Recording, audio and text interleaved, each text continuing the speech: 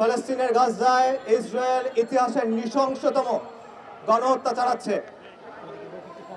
এই গণহত্যা এর আগের গণহত্যাগুলো হয়েছে মানুষের চোখের আড়ালে, অন্ধকারে, গোপনে। এই গণহত্যা হচ্ছে সবার চোখের সামনে।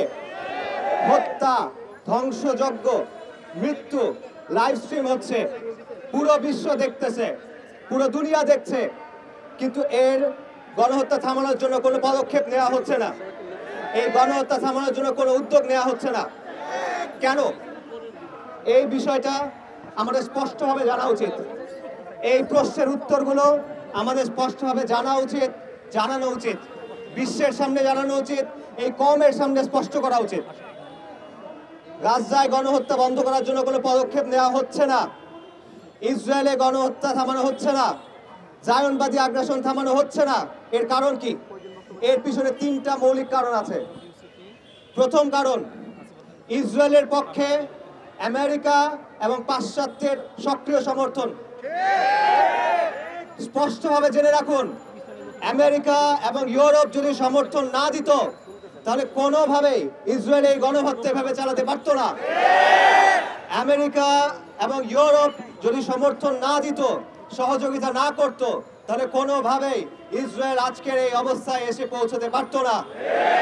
গাজায় মুসলিমদের হত্যা করা হচ্ছে, তার অস্ত্র দিচ্ছে আমেরিকা, এর অর্থায়ন করছে আমেরিকা, বিলিয়ন বিলিয়ন ডলার পাঠাচ্ছে আমেরিকা, মারণাস্ত্র পাঠাচ্ছে আমেরিকা, বিধ্বংসী বোমা পাঠাচ্ছে আমেরিকা।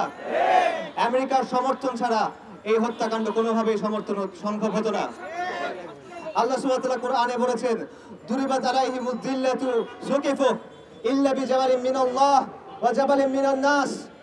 তারা লাঞ্ছিত, যেখানে তারা যাবে সেখানে লাঞ্ছিত হবে। দুটো ব্যতিক্রম ছাড়া, দুটো ব্যতিক্রম আছে, এটা বুঝতে হবে। ব্যতিক্রমগুলো কি? ইল্লা বিজাবালিন মিনাল্লাহ, যদি আল্লাহ সুবহানাহু ওয়া তাআলা হাবলিন মিনাল্লাহ, যদি আল্লাহ সুবহানাহু ওয়া তাআলার পক্ষ থেকে অনুগ্রহ করা হয়, অনুগ্রহ করা হয়, অথবা যদি মানুষের পক্ষ থেকে কোনো জাতি, কোনো গোষ্ঠী তাদেরকে সহযোগিতা করে।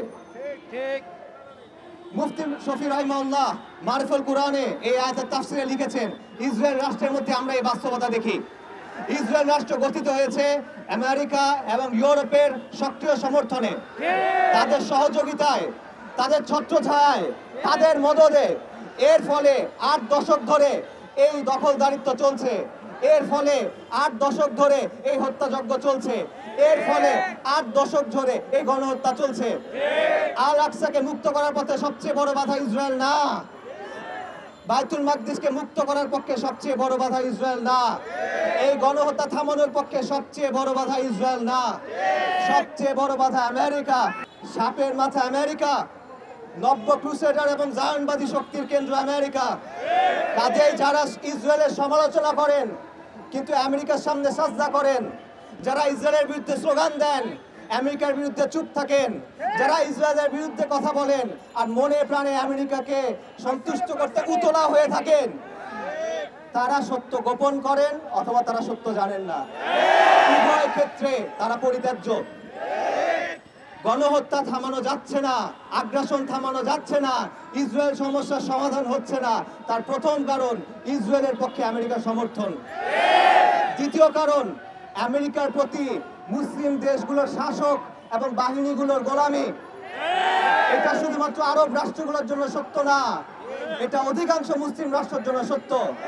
এই শাসক গোষ্ঠী এবং তাদের অনুগত বাহিনীগুলো আমেরিকার গোলামি করে। তারা মনে করে তাদের ক্ষমতা আসে আমেরিকার কাছ থেকে। তারা মনে করে তাদের চাকরি, তাদের ক্যারিয়ার, তাদের রুটি রুজি আমেরিকার সন্তুষ্টি তাদের সম্পর্কিত। যারা আমেরিকার কাছে দাসত্ব দিয়ে ক্ষমতায় আছে, তারা কিভাবে আমেরিকার বিরুদ্ধে পদক্ষেপ নেবে? আজকে আমরা দেখি অনেকে এই শাসকদের কাছে আহ্বান জানায়, আমরা দেখি অনেকে এই বাহিনীগুলোর কাছে আহ্বান জানায়। তাদের যে তামান্না সেটাকে আমরা শ্রদ্ধা করি, তাদের যেই চিন্তা, যে আবেগ সেটাকে আমরা শ্রদ্ধা করি, কিন্তু আপনি কার কাছে আহ্বান জানাচ্ছেন? যারা সারা জীবন বড় হয়েছে আমেরিকার গোলামি করে, যারা মনে করে আমেরিকা তাদের রব, যারা মনে করে আমেরিকার কথায় সবকিছু হয়, তারা কিভাবে আমেরিকার বিরুদ্ধে গিয়ে ইসরায়েলের বিরুদ্ধে অবস্থান নেবে?